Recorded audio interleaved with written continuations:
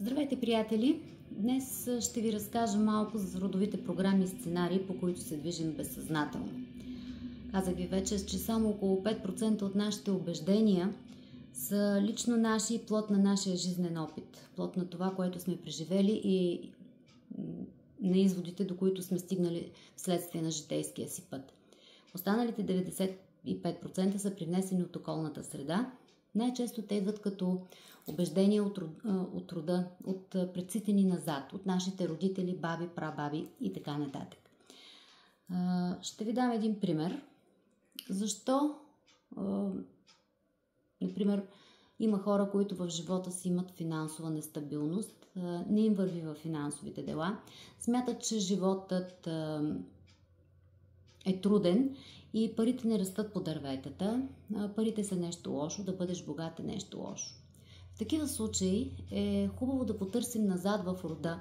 Дали няма някой прадядо, който е бил богат, който е имал финансова стабилност, но поради някаква причина се прощава насилствено с имотите си.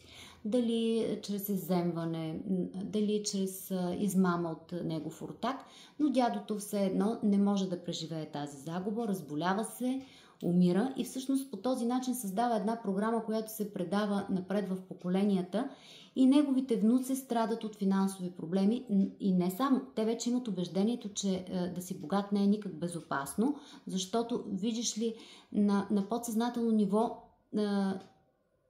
това е свързано с страданието и смъртта на дядото. Или баба, която е останала вдовица.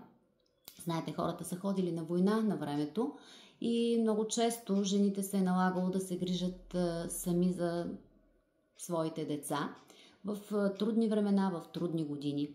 Тази баба не може да превъзмогне смъртта на съпруга си до края на живота си и тя формира една програма, която при внучките се проявява не е много добре да имаш съпруг, защото той ще си тръгне по една или друга причина, по един или друг начин. Дали ще почине, дали ще те напусне, дали ще те изневери, дали ще има разводи.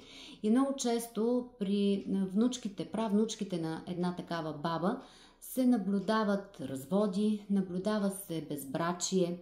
Или пък ако и е било много тежко да отгледа сама своите деца и тя ги е отглеждала с идеята, че децата са бреме и че те са тежест, почти непосилна за една сама жена, то напред в поколенията се появяват проблеми при внучките и те започват проблеми с децата на внучките и те започват да ги възприемат наистина като бреме и не са редки случаите, в които се появяват сред тези деца някакви пороци, някакви зависимости и на въпросната майка й се налага наистина да се преборва с проблемите и ето ти програмата. Децата наистина са бреме, децата са трудност.